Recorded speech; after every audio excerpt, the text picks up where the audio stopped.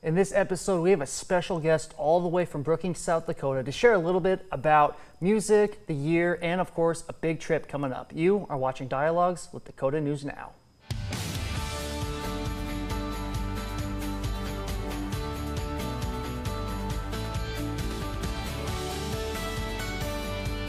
And thank you so much for tuning in. I am your host, Sam Schauer, and as I mentioned earlier, we have a very special guest all the way from the big city of Brookings, South Dakota. We have Kevin Kessler with us, who has a doctorate in music, correct? Correct. Perfect, thank you. So if you catch me saying Dr. Kessler sometimes, I should let you know I was a former member of the Pride, so there's still some of that part in me where it's like I'll say doctor occasionally, so just get that clear out of the way. I'll try to refer to you as Kevin, of course. That would be great, yeah. But, yes. But Kevin, thank you so much. You know, like I said, big city of Brookings, you just got a Target in here. You guys excited for that? I know, we're really excited about that. The big grand opening, I think, is this Sunday. They did a soft opening yesterday, so yeah, it's really big time. I'm probably going to give it a few days to go check it out. You know, let the crowds have their time, but yeah, it's the big city. Exactly. I was mentioning this earlier too, and maybe, you know, I'm not from Minnesota. I don't really get the hype around Target. I mean, it's a cool place, but it's like I don't really know if it's like the ceremony. I even saw a couple band members were there. They were playing some music and all that. Yeah, that's correct.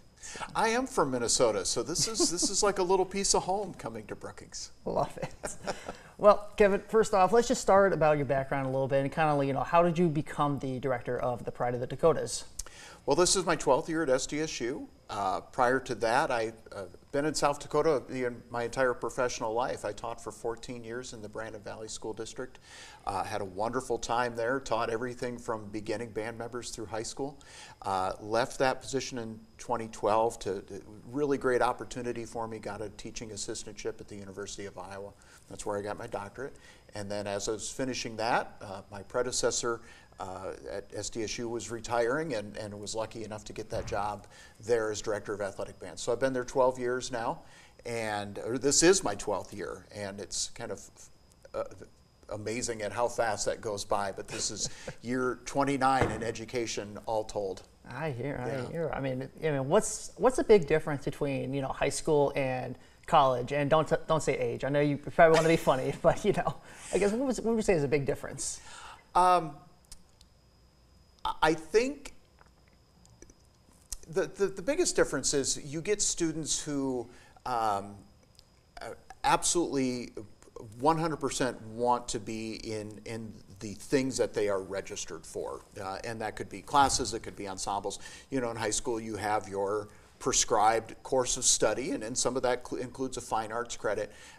Where in college, for a lot of students, that music credit is an elective. So you have students who are always 100% invested in that activity. And not that they weren't in high school when they were there, but I think the vibe is just different, especially with elective courses such as marching band. There's just a great enthusiasm. I think the other difference is we have maybe a bigger stage to play on, again, with our athletic bands being able to do the things that we've done, which I know we're going to talk about here in a little bit, but Macy's or the pep bands going to the NCAA basketball tournaments that we've done practically every year for the last 15 years at SDSU with either our men or our women's basketball team. So I think the opportunity is a bit bigger. The stages are a bit bigger when you're working with college bands. I hear. Well, let's kind of go into a little bit about, first I want to talk about high school students, because I understand you taught high school and everything there. Have you seen, as like, you know, obviously now you are a college director, but have you seen kind of a rise in high school music, like more students going into music compared to when you were teaching in high school? Have you seen that? I think for a while there was actually a little bit of a dip post-COVID, because COVID, the year where the schools were shut down, kind of hurt some numbers, some enthusiasm waned, even though teachers were doing the best they could with doing things online. But that has started to shift, and now we see numbers are coming back. The numbers that are coming into college that have interest in doing music, even if they're not majors, has remained consistent, if not risen, in the 12 years that I've been at SDSU. Certainly from a marching band perspective, we're somewhere between 130 or 140 members larger than we were 12 years ago. Or 11 years ago. So that certainly is proof that the enthusiasm is still there, and that the numbers are coming up. And you can see that just locally. The Sioux Falls High School bands are a little bit larger than they were a decade ago. Where I was teaching Brandon Valley, those numbers have gone up. So yeah, I think there's a great deal of enthusiasm for music. And not just band. We have, at SDSU, our choirs are fabulous, and those numbers have sustained or gone up as well. Yeah, I hear. Well, you mentioned numbers as well, and I have a couple coworkers who are USD alums, and I think we got to jab at them a little bit. That is the Pride of the Dakotas the largest collegiate band in South Dakota? It is, yes, and it's actually one of the larger collegiate bands in the Upper Midwest. Even compared to some of the what we would call Power 4 conferences like Big 12, Big 10, we're considerably larger than some of the bands in those conferences too. And we take a great pride in that. Numbers aren't everything, but again, numbers are an indication of enthusiasm for the group or popularity of the group. So we're pretty proud of that. I hear. And there's no I guess what would you say, like not rehearsals, but like preps beforehand? Like you don't have to prepare music, play in front of people to get into the band, I guess? No, we don't require an audition. That's we'll find that word. Yeah. But there is no audition to join that band. If you have prior playing experience, or if you've spun a flag in high school, or there's anything like that, and you're interested in giving it a try, the door is open. And we're really blessed to have that set up, and not every college is able to do that for a number of reasons. Sometimes it's just room in the stadium, sometimes it's budget, but we're very blessed to have the opportunity to extend that invitation to whoever's interested in playing. Yeah, and what's the big difference? I mean, obviously numbers is a big difference, but what is, like, in your opinion, the difference between a 300 person marching band compared to like 150? Like, what are you able to do? So obviously the impact sound-wise is going to be different when you're dealing with 300 students as opposed to 150 or whatever that number you may throw out. So sound-wise, it's going to be more impactful, and when you're playing outside, that's very important because there's no walls to hold your sound in, so you got to fill up the space that you're in. I think another benefit of having a larger band is you could do a lot more interesting things visually on the field. Drill writing becomes a little bit challenging because you have a lot of people to account for, but you can also do a lot of interesting visual things. You can spell things out. You can make forms that you might not be able to do, or the forms feel a little more dense because there's more people filling holes, and you don't have to spread people out to accomplish what you want to do visually. So I think those are the two main advantages to having a healthy quantity of students on the field. Yeah, I hear it. And we were mentioning before the show too that I'm getting the urge to marching band's coming up, I'm getting ready again. But obviously I'm graduated, I have a job, which kind of sucks. But I wish I could go back. There's to always college. grad school. Come on back. You know what? You're right. There's a good point there. But let's talk about numbers. What are we looking for this year pertaining the Pride of the Dakotas? So we still have some students who have yet to sign up because we're still in the season of new student orientation sessions where they sign up for classes, and we do recruiting at those events. But we're probably going to be in the neighborhood of 330 students, which we're really excited about for all the reasons that we just discussed, right? The sound impact, the visual opportunities that are there. So right around 330, I think, is where we're going to land. Yeah, this is kind of like the 5th year in a row that you're kind of going to be in that like high 290s, 300 range. I mean, what does that say about the Pride of the Dakotas? Well, I think it speaks a lot to the membership on a couple of different levels. The first thing is that the membership is very welcoming to new members. And so those new members feel that, and they feel that they're part of something really important and part of something really special. And when you're part of something like that, you want to come back. So retention's been really good. And again, that has to do with the culture that's established by our student leadership and our veteran members. So a lot of credit goes to just our membership that maintains those numbers. I think another thing we can attribute it to is that we provide them with a lot of terrific opportunities. we really focus on having a good product, that our performances are really good, but at the same time, we're understanding of their schedule. They're still college students. They're not there to major in marching band, so we provide flexibility to allow them to stay in the group. And then it's things out of our control. Our football team's been really good. And when that's our primary performance venue, is playing for that team, and they've taken us along to a couple national championships. We've made deep runs into the playoffs. That's fun to play for, and it creates an atmosphere and an environment in the stadium that's super exciting. You know, we're getting 15 to 19,000 people, and there's an adrenaline rush to that. So I think it's a combination of things that has kept our numbers as robust as they've been over the last half decade. Yeah, and you mentioned earlier too, as I feel like as a high school student myself, I heard this all the time, that unless you are a music major, you can't you're not gonna have time to do marching band. What do you say to that? Yeah, we fight that misconception all the time. First of all, well, I have to be a music major to be in our ensembles at college. No, you don't, and really that's true of pretty much any college you could name, not just SDSU, but colleges everywhere. I want students, regardless of where they go, to continue making music. So that's a really important thing that we have to overcome, is that no, you don't have to be a music major. Yes, you have time.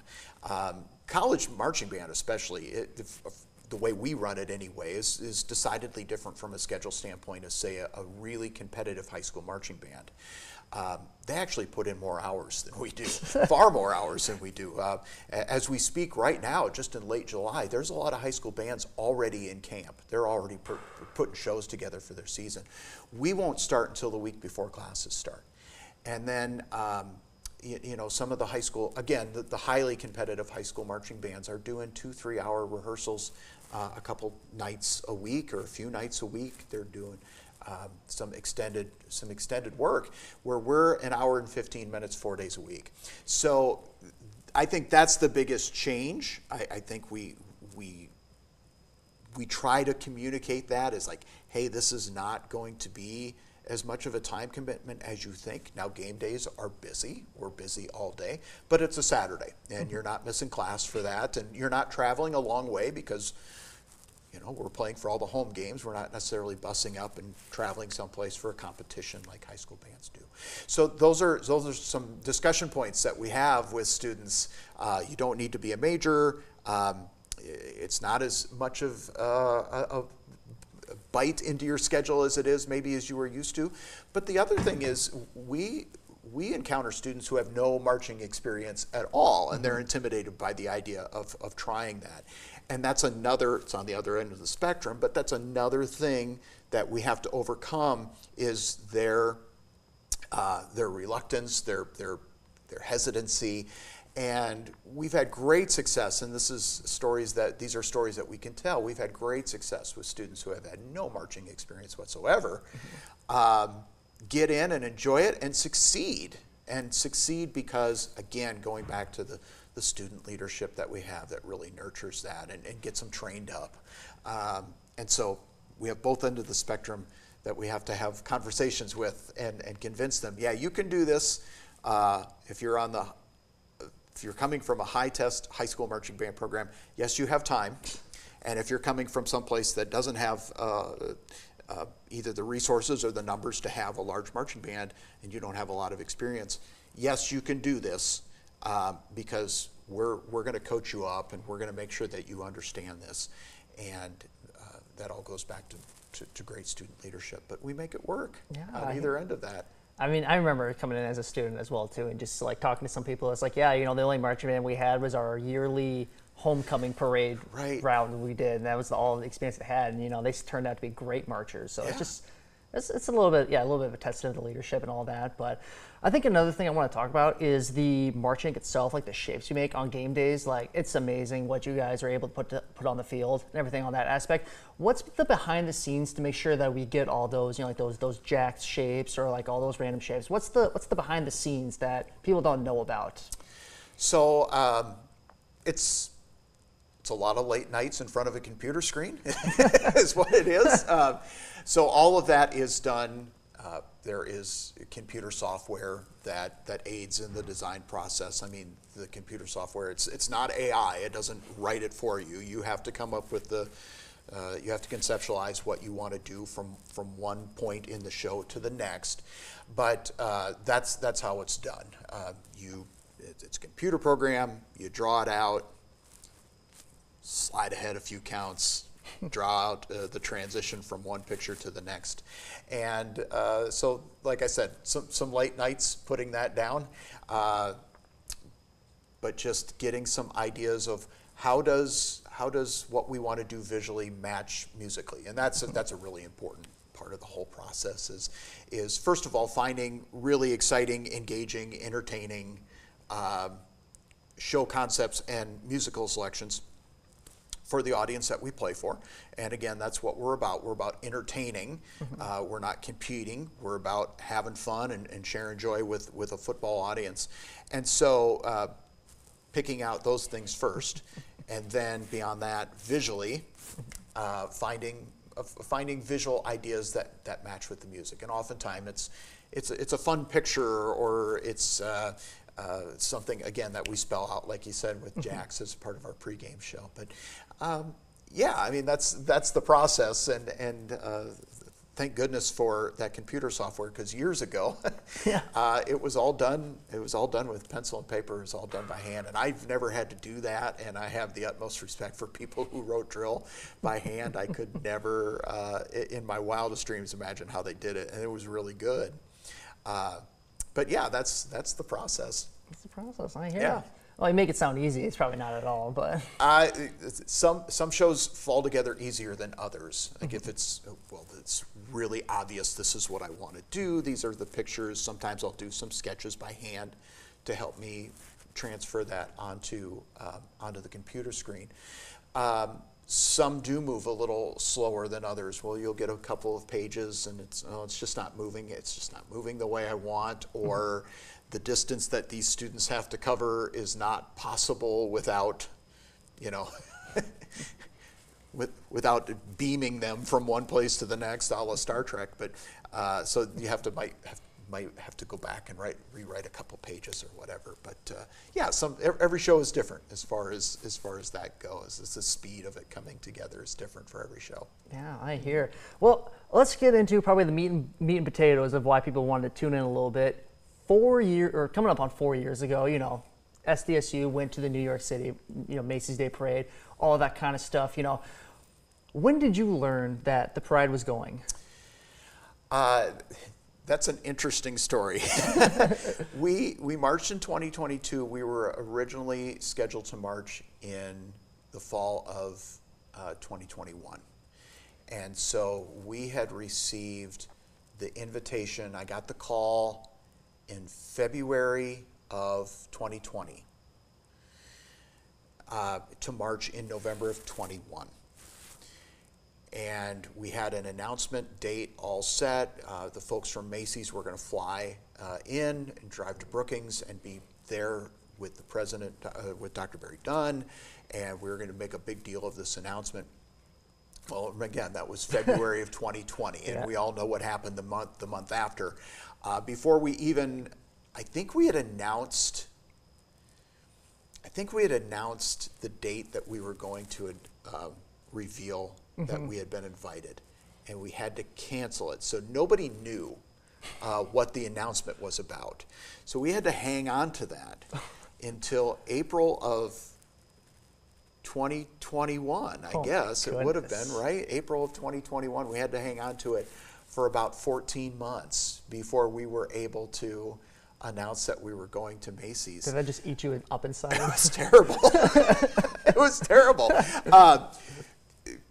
I think the worst part about it was getting a call, and I'm trying to remember what it was. It maybe have been summer of 2020, fall of 2020, when it was apparent that this pandemic was not going to go away anytime soon, that Macy's had made the decision that they were not going to do they did something in the fall of 2020, but it wasn't the parade, right? And so all of the groups that were coming in from around the country, they had deferred their appearance to 2021, and everybody who had already been set for 21 had been pushed to 22. That was the worst day. It was when I got that call from New York saying, hey, we're pushing this back an entire year. That was pretty awful. But it gave us time. The bright side of that, if we try to find a bright side of that, is that it gave us time to plan. It gave us time to fundraise.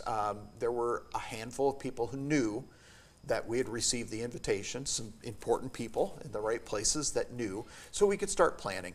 And then eventually we made the announcement in April of 2021. The folks from New York could not come out. We were still kind of under COVID restrictions. I remember the announcement happening in our Larson Performing Arts Center in the Larson Memorial Theater, and we were properly distanced and we were masked and everything, and we had this video that we showed. So it was really exciting, and I think just really a ray of light. If there's something good that came out of this, is that we had this wonderful piece of news in the midst of a really difficult time, right? So if we're looking for the silver lining to it, is that we had that to look forward to. So anyway, we did the announcement of April 2021, and that gave us lots of time to prepare and fundraise, and of course it all happened in November 2022. The only downside, of course, were students who weren't in the band, who probably should have been in the band when we went in 2021. But then again, there were students who wouldn't have been there yet as freshmen who ended up getting to go. So you take the good with the bad on that one. Exactly. Yeah. Exactly. I hear. But what was the prep like for that year itself? Like, like August rolls around, it is August 2022. We have like 4 months basically to get ready for, maybe the biggest performance in the Pride's history at this point. What was in your mind? Well, first of all, you have to select music that's going to be appropriate for that. And the other thing is that, as many people know, it's not just the parade. At the very end of parade, once you start in mid-Manhattan, you march past Central Park and you get yourself to Lower Manhattan, where the Macy's store is at the end of the parade.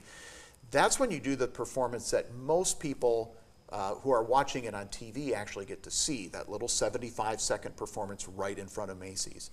And so that was the focal point of preparations from a performance standpoint, was getting that written out, and how are we going to fit 345 people, because that's how many people we had. How are we going to fit 345 people in that space that we have been assigned, which is very tight, because it is a street and it's about a third of a block that they give you, maybe not even that, and it's the width of the street. So there was, again, performance-wise, that was the biggest thing that we had to deal with. Beyond that, it was travel logistics, and thankfully we had wonderful people. We did work with a travel company who knew how to get a large performance group out there. They'd done it before, and so we were able to work with them. And so thankfully by that time the big picture logistic things were out of my hands, which they should be. You don't want me trying to. I don't know what good hotels in New York are or not. So it was performance, and just another thing that we worked on was just building endurance in the students. It's a 3.5 mile parade, which is plenty when you're playing. The Hobo Day parade, playing and marching. Only like a mile and a half. I don't even know if it's a mile and a half. It's a little over a mile. Yeah, so we're talking 3 times, and Hobo Day parades sometimes feel like it's a ways, because you're going all the way through Brookings, but this was 3 times that plus. So working on building endurance, and Sam, you were there. Sometimes it was just marching around the track in the Sanford Jackrabbit Athletic Complex over and over again, just getting you used to carrying that instrument or playing again and again. So a lot of different levels of preparation went into that. There's, of course, the performance, the logistics, and then so grateful to our friends at the university and at our alumni and foundation, who did so much to help fundraise for that trip, keep the cost in control for the students who were in the band. And it was, the whole preparation was a very big team effort. I hear. Well, then let's talk about New York itself. Not necessarily the Macy's Day Parade, but in New York City. I mean, I think I remember you asking the question of like, who has never left South Dakota or like their hometown at all? And there was like a good like 60 hands that were raised. So, going from, I don't know, Alcester, South Dakota to New York City. I mean, like what's that transition like? I think if you point to benefits of travel like this and why do we do it, this might be one of the biggest benefits, right? And I remember surveying the students on that, and the hands, there were even more hands that went up when it was, how many of you have never been to New York? And it was, I think the vast majority of the band had never been to New York. How many of you have never been on a plane? Because we flew out there and it was a lot. I can't remember exactly what the numbers were there, but it was surprising how many students have never flown. So when we can, just beyond the parade, hey, you're going to march in this parade, which is world famous, and you're going to be on TV, which is pretty cool. We're going to expand your worldview a little bit.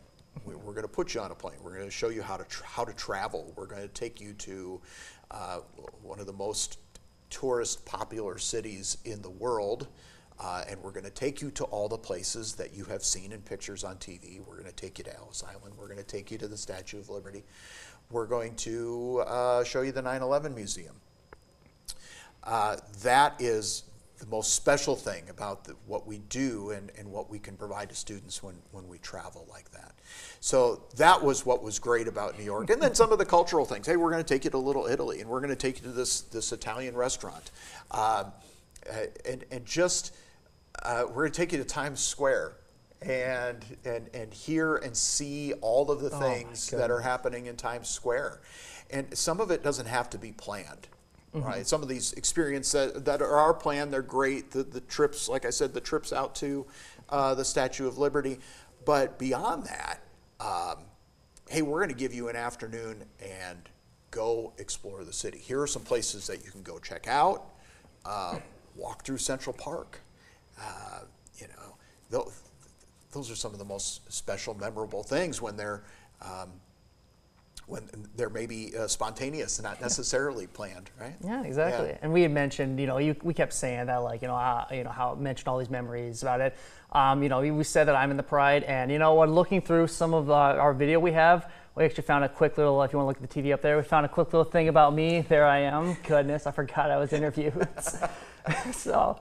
I don't know, and then yep, there I am marching again. It was just kind of just crazy that, and there's also one more, funny enough, but I was shirtless in it, and I'm like, we're not gonna show that. We're not gonna show it on camera. But a little cold for that one, it's Sam. It was. Well, I mean, I think this was like in August, so like getting ready. Getting ready for it. Thankfully, it might have been a little cold for that, but yeah, it's just kind of funny, like all those like going through and just seeing the memories again of like, man, like I forgot I did this. I had a lot of hair too back then. It's just kind of pushing out a little bit, but yeah, no. So let's get into the march itself, Macy's Day. We woke up at like 1 a.m. Like, I think that's probably the most happiest I've been at 1 a.m. in the morning. But just talk about like the morning into the parade.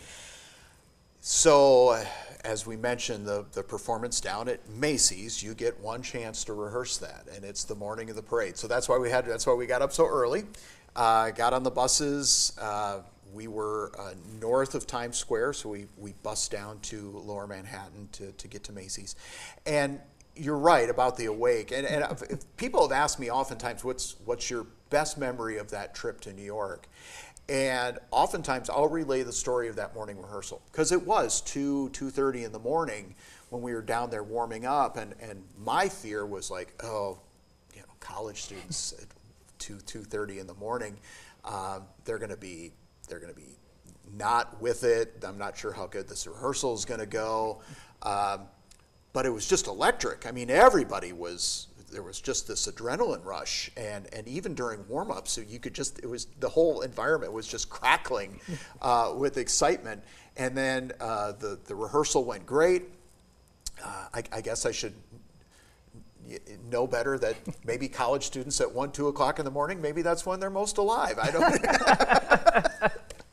but it was super exciting, and I think again that's one of my best memories of New York was just how alive that entire group was. Now, a half hour later, we went and ate breakfast, and there were people asleep at their chairs. So I was one of them. Right, yeah, which is okay because you all got rested up for the parade itself. That was one of my best memories.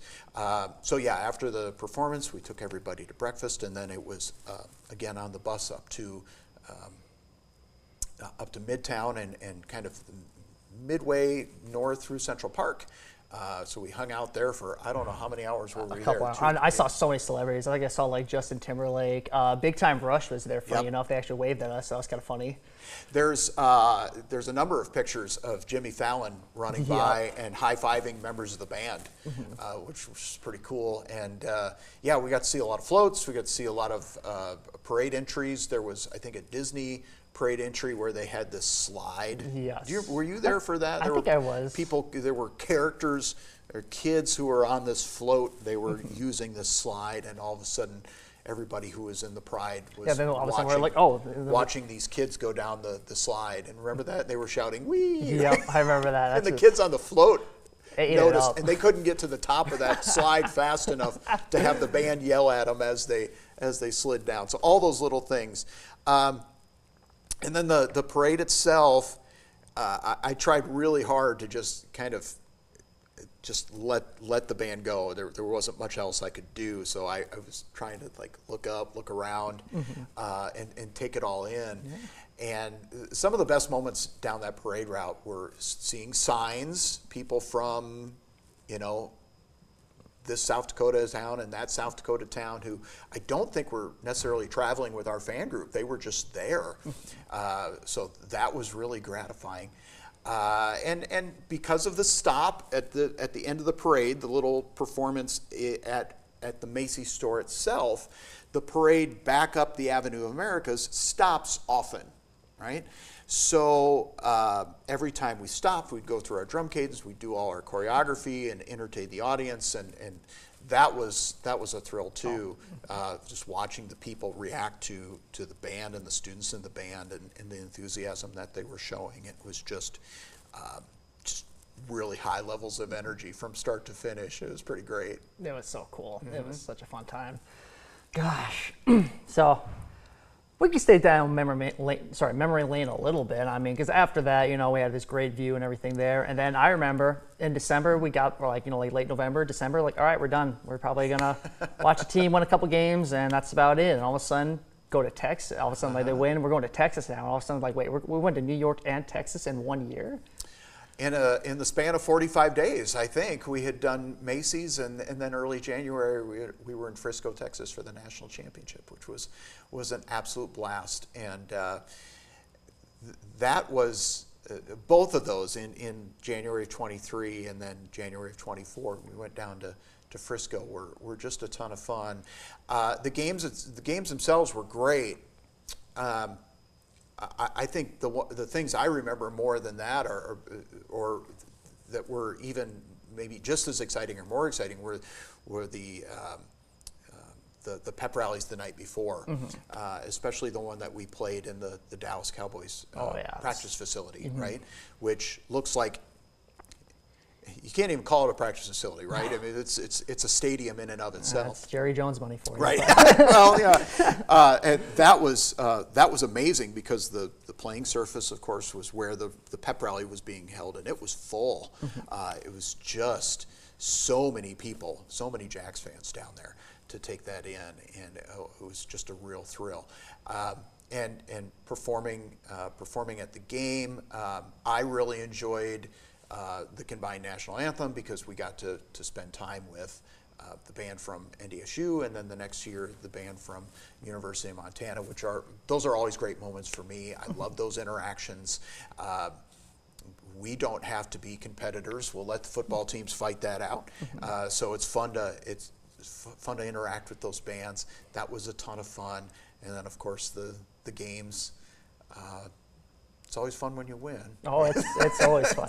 I tell you what, it was really funny too. One of the times, I think it was the first national championship, and the parade obviously has all their own little cadences. Like each section has their own thing. I think one of ours was like the 16th note things, where they basically just the drummers drum as fast as possible. And at the end of it, all of like the instruments do like this little like Tuscan Raider kind of like ooh ooh thing. And we did it, and I remember like at the championship, I look over at NDSU's band, and they're just like looking at us like we're psychos. It's like, what are they doing? Well, we all have our little things. I mean, you know, they have their cheers and chants and whatever that maybe we think they're crazy for too. But yeah, I mean, we have our brand. Brand's a good word for it. Well, so Dr. Kessler, what did these moments teach you? Like, you know, the trip to Macy's Day, the trip to Texas twice. I mean, what did these big trips teach you as a director? Well, I'm not sure if they taught me anything. They informed me of the importance of these moments for our students and the memories that they walk away with. You know, I still have students who relay those stories and those memories and how important it was to them.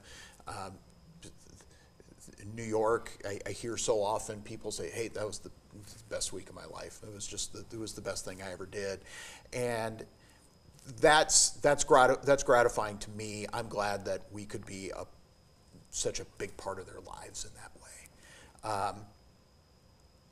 The other thing that it taught me, again, and going back to what we discussed earlier about this is important, this is a classroom outside a classroom. And if it's taught me anything, if it's opened my eyes to anything, it's is that these events are not just the event themselves. Okay? It is that classroom outside the classroom. We go to New York, and we have a lot of architecture students in the band, right? What better place? You know, they walk around New York, and they're constantly looking up and seeing that. I'm sure we're going to talk about this in a moment, because I know you had mentioned that we would Chicago when we go to Chicago this fall, which I know we're going to talk about here in a moment. But going to, say, the Shedd Aquarium, and we have biology majors, and we have wildlife and fishery majors that are going to get to walk in and really connect with that. So if anything that I've learned about these is that it's bigger than the event itself that we're traveling for. Mm-hmm.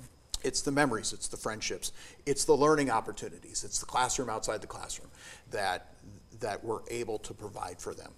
And I think that's the lesson I've taken from all of these over the past 11 years that I've been at SDSU. Yeah, you really are an educator. You simplify it really well. So, Dr. Kessler, obviously, let's get into it. Chicago, what can you tell me about this upcoming trip? So we're doing another Thanksgiving parade. We're traveling to Chicago for the Thanksgiving parade there. We're really, really excited about that. It's going to be another, terrific American city. It's another way to spread the SDSU brand and let more people know about SDSU on a nationwide basis. This parade attracts just under 500,000 people on the streets of Chicago. So we'll be performing for a lot of people on a live basis. I know it's going to be televised. Where it is still to be determined, but I know it's going to be televised. And again, the classroom outside the classroom. So we are going to do the Museum of Science and Industry. We are going to do the Art Museum. We are going to take them, through the city and just help them again, expand their worldview. So we're super excited about that. We're hoping for good weather. It's the Midwest. It's November. We're going to bus out there this time because it's a very busable trip. So we're gonna bus out there this time. But just really excited again about a big stage for us to perform on. Yeah, and I'm guessing it's really exciting. Was the process very similar as well? Like, I'm guessing send a video in and then they select you kind of? Yeah, that's pretty similar to Macy's. I know this parade takes a higher number of bands, which actually I'm excited about because I always like to see as many musicians as possible get this opportunity. But yeah, it was a similar process. Similar deal. All right. Well, I'm really excited for it. I guarantee we'll probably cover it as well, just like New York.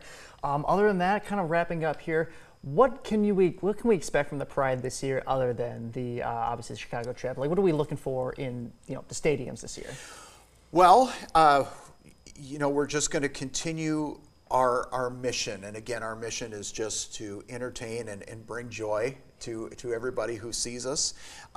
Shows are coming together. I can tell you that we have 3 different shows a year. We do 3 different halftime shows a year. So that means that each show is performed 2 to 3 times, depending on the football schedule. So we'll be ready with a little something on that first game on August 29th. Kind of a tight turnaround because it's 5 days after school starts, but we're going to have something on the field for folks. And then, like I said, just really entertaining stuff. I can tell a little bit about our shows. Our first show is going to focus on Chicago in a number of different ways. Not to give too much away yet, but it is going to kind of pay homage to the trip we're going to take. The second show we're doing, Hobo Day this year, is on the 24th of October. The week after that is Halloween, and we have a home game against USD. So that seemed like a good time to do kind of a Halloween show, since it's right within, those 2 performances are within a week of Halloween. And then in November, we always work with University Athletics. They do a military appreciation game in November, as close to Veterans Day as they can. There's 1 home game just for us in November this year. So we always do some kind of military appreciation or Americana show, and that's no different this year. We're planning on doing that again. So we always have a good show. It's always one of the best received shows we have. And of course, with America 250, it all fits in, checks off a lot of boxes for that game in November. That's exciting. It's always a fun time. So, Kevin, thank you so much for coming on to the show. I really appreciate it. I appreciate the invitation. I'm really excited for the Pride this year. I think they're going to do big things. I'm guarantee it. Big things coming. Hey, mark it down. All right. All right. You have been watching Dialogues with Dakota News Now. If you want to see older episodes, make sure to tune in to our YouTube channel and our website. And as always, make sure to have a great day.